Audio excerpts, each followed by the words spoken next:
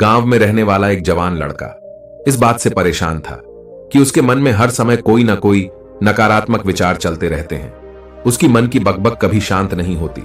वह या तो अपने अतीत के बारे में सोचकर पछताते रहता है कि काश मैंने इस काम को ऐसे कर दिया होता, उस काम को वैसे कर दिया होता, या फिर वह अपने भविष्य के बारे में सोच सोच कर डरा रहता है कि कहीं ऐसा हो गया तो क्या होगा, कहीं मैं असफल ना हो जाऊं, कहीं मुझसे कोई गलती ना हो जाए जिसकी वजह से लोग मेरा मजाक उड़ाना शुरू कर देंगे। और ऐसे ही कई सारे नकारात्मक विचार या वह सफलता से भरे विचार उसके मन में हर समय चलते रहते हैं। वह हमेशा ही विचारों में खोया रहता और अंदर से डरा हुआ सा रहता।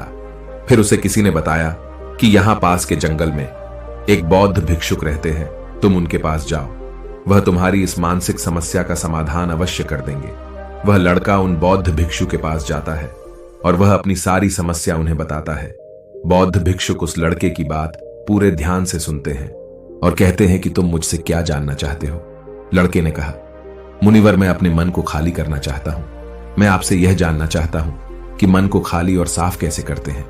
बौद्ध भिक्षुक ने कहा कि मन को खाली और साफ करना कोई 1-2 दिन का काम नहीं है, यह बहुत ही लंबी प्रक्रिया है। तो क्या तुम इसके लिए तैयार हो? लड़के ने कहा, हां मुनिवर, मैं कितनी भी बड़ी प्रक्रिया से गुजरने के लिए तैयार हूं। बौद्ध भिक्षु ने कहा, मन को नकारात्मक विचारों से दूर रखने के 6 तरीके हैं। पहला तरीका, ऐसे लोगों का साथ छोड़ दो जो हमेशा तुम्हें कमजोर, पिछड़ा हुआ और गरिमा रहित इंसान महसूस करवाए। अक्सर हमारे आसपास कुछ ऐसे लोग भी होते हैं जो शायद पद और धन में थोड़ा ऊपर होते हैं, लेकिन वह अपने इसी पद और घमंड में अपने से थोड़े नीचे के स्तर के लोगों को कुछ भी नहीं समझते।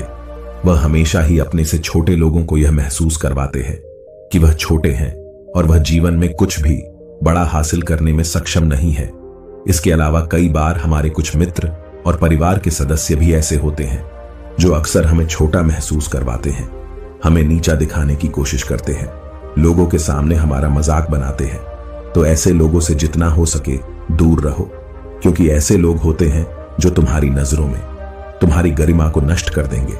तुम्हें खुद की काबिलियत पर संदेह होना शुरू हो जाएगा। तुम्हारे अंदर खुद के प्रति और दुनिया के प्रति नकारात्मक भावना आनी शुरू हो जाएगी और यह नकारात्मक विचार में मानसिक तनाव और चिंता की तरफ ले जाएंगे। दूसरा तरीका, ऐसे लोगों को ही अपना मित्र बनाओ जिसे तुम कुछ सीख सकते हो, जिनकी तुम इज्जत कर सकते हो, जो तुम्हारी भावनाओं को समझे, जिनकी सोच तुमसे मेल खाती हो तथा जीवन में आगे बढ़ने में तुम्हारी सहायता करे। हमारे जीवन और चरित्र में हमारे मां बाप के बाद हमारे मित्रों का ही सबसे ज्यादा प्रभाव होता है। इसीलिए मित्रों का सही होना बहुत आवश्यक है। ऐसा कहा भी जाता है कि तुम उन 5 लोगों की औसत हो जिनके साथ तुम अपना सबसे ज्यादा वक्त बिताते हो।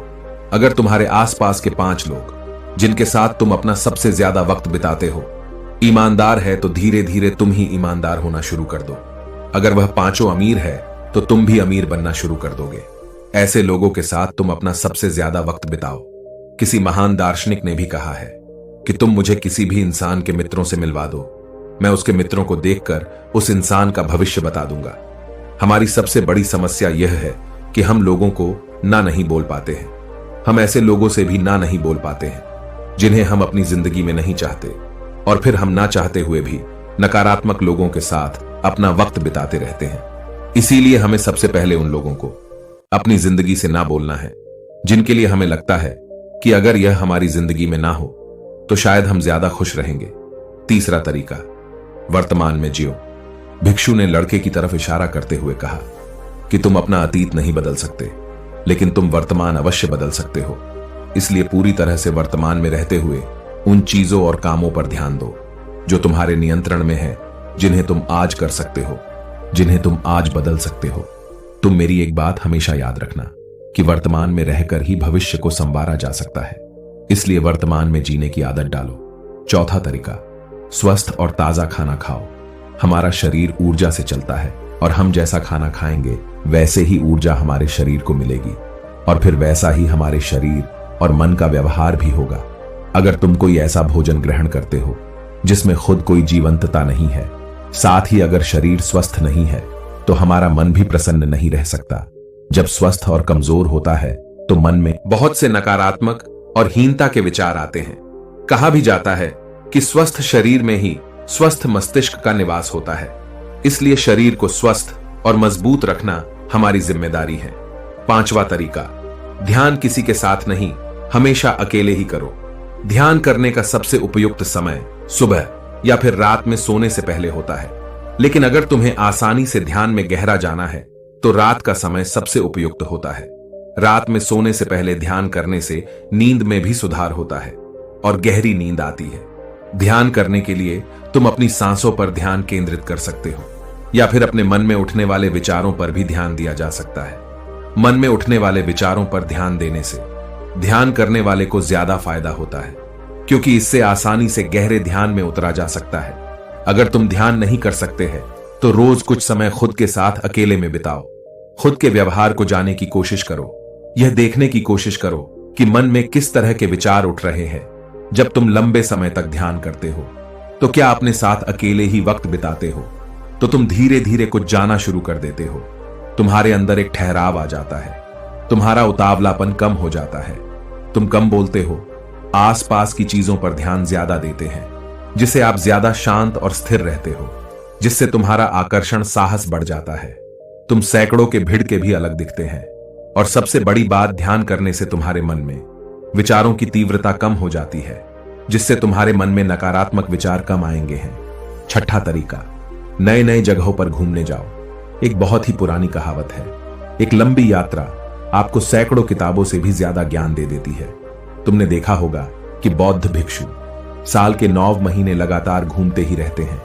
उनके घूमने के पीछे का एक कारण यह भी है कि नए नए जगहों पर जाने से मन को नयापन महसूस होता है, जिससे मन हमेशा ही उत्साह और ऊर्जा से भरा रहता है। कोशिश करो कि प्रकृति की सुंदरता से भरे स्थानों पर घूमने के लिए जाओ। जब घूमने जाओ तो अपने आसपास की हर चीज पर पूरा ध्यान दो। इससे तुम्हारी चीजों पर ध्यान देने की आदत बढ़ेगी। प्रकृति की सुंदरता और उसकी आवाज में खोने की आदत डालो। वर्तमान में जियो और अतीत में की गई गलतियां और सारी चिंताओं को भूल जाओ। साथियों, बस यही है मन को खाली करने के 6 सूत्र, जिनसे आप अपने दिमाग को खाली कर सकते हो। साथियों, यह कहानी आपको कैसी लगी और इस कहानी से आपने क्या सीखा, हमें नीचे कमेंट बॉक्स में कमेंट करके जरूर बताएं।